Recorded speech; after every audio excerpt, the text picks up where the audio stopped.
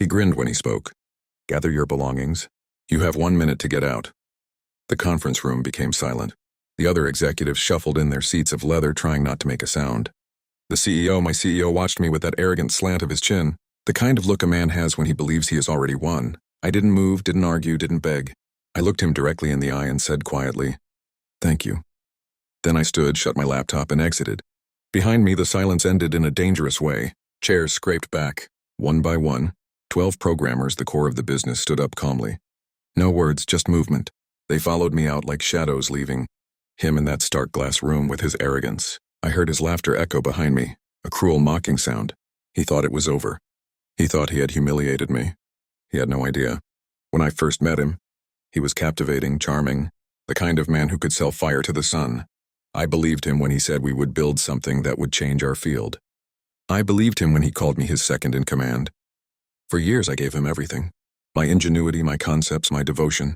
I fought for him in conference rooms, covered for his blunders, and built teams that carried out his vision. But power is a substance, and he was addicted. The signs were small at first, a deal I wasn't copied on, a budget change that made no sense. My ideas rebranded under his name. Then the truth hit me like a knife to the back. A leaked email. My CEO promising investors a simplified future without me. A slide presentation where my face had been removed, my position made unnecessary. That was the moment I stopped being loyal. I didn't confront him.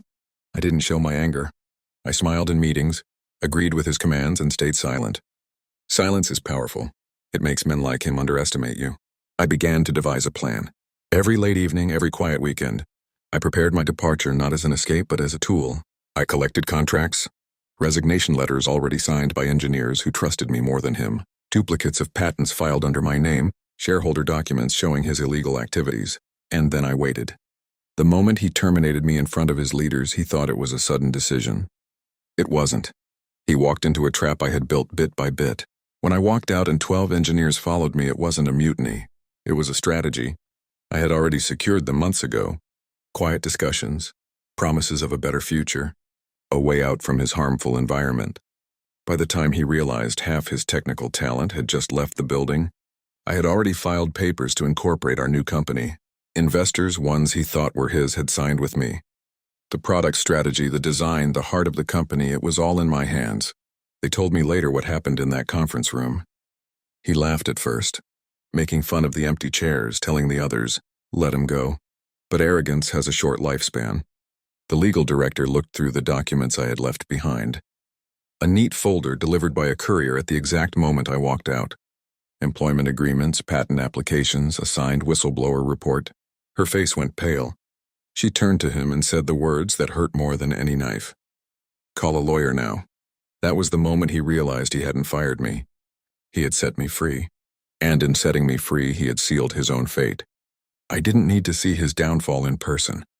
I already knew how it would happen. Stock prices crashing, investors pulling out, lawsuits piling up like bodies. I had taken everything he believed was safe. Loyalty, new ideas, credibility. The day I was walked out, I didn't leave in disgrace.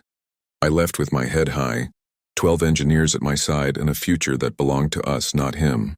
They say revenge is best served cold. I disagree. It's best served patient. When he gave me 1 minute to clean up, he thought it was the end of me, but in reality, it was the end of him. And I'll never forget the sound of that conference room silence breaking, 12 chairs scraping back the final blow to his empire. I didn't raise my voice. I didn't throw a fit. I just said thank you, because in that moment I wasn't being fired. I was being crowned.